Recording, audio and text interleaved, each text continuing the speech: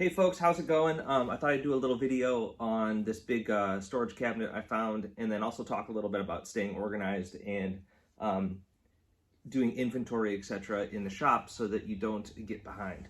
Um, it's really easy if you're not careful to either run out of something, which puts a customer's order behind, or to order way too much of something and then that money is just sitting on the shelf waiting for you to use it.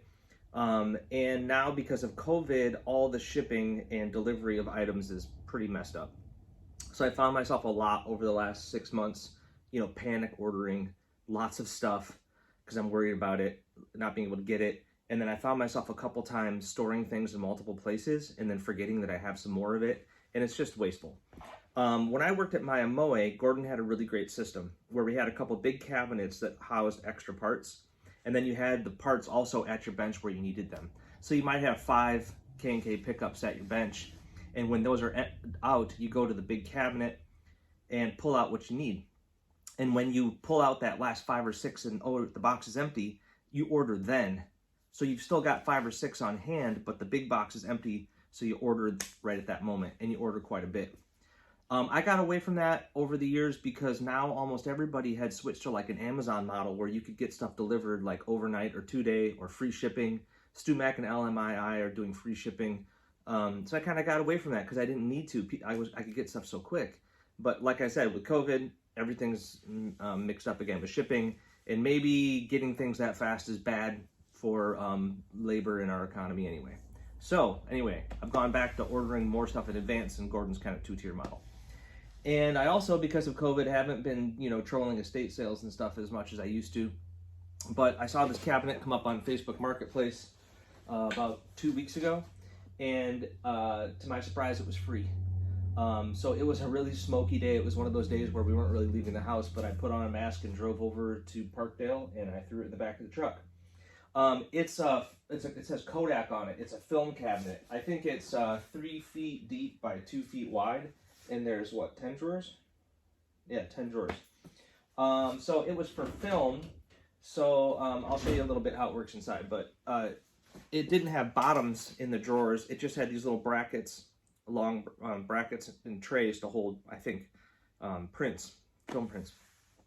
So what I had to do is take my angle grinder and cut out the ones I didn't want so I could expand the width of the trays. And then Henry and I cut a ton of scrap wood to put bottoms in. And then I've spent about the last 2 weeks just going around the shop and emptying out other storage places to put in here. I've emptied like 3 sets of shelves, 3 toolboxes, many cardboard boxes, and I was especially able to pull stuff out of the back room that I'd rather use for metalworking so I could store stuff in here. So let's bring you a little closer and see what they look like. So at the moment, this one's empty, and you can see how the film cabinets there's 5 of them across. They're like about 3-4 inches across. And so those are nice to keep things separated and organized. And then all we did was just lay these wooden trays right there, or scraps right there. But they're full extension drawer slides, so you can fit tons of stuff. So we've got luthier jigs, razor blades, blue tape up there.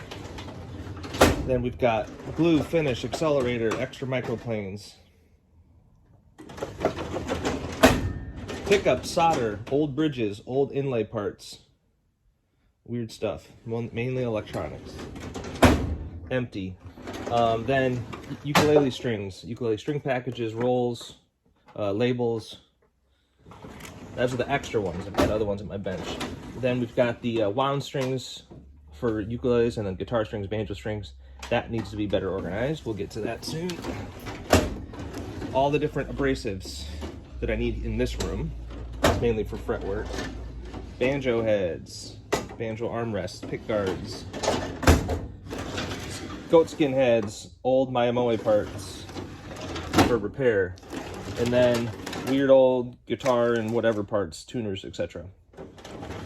So I think at this moment, this cabinet's about half full. So I chose to move it in here, and then I put the regular, Kennedy tool chest there. That's for just like normal tools. And then I moved the rolling old tool chest over to there and we put just the leatherworking and arts and crafts supplies down in there.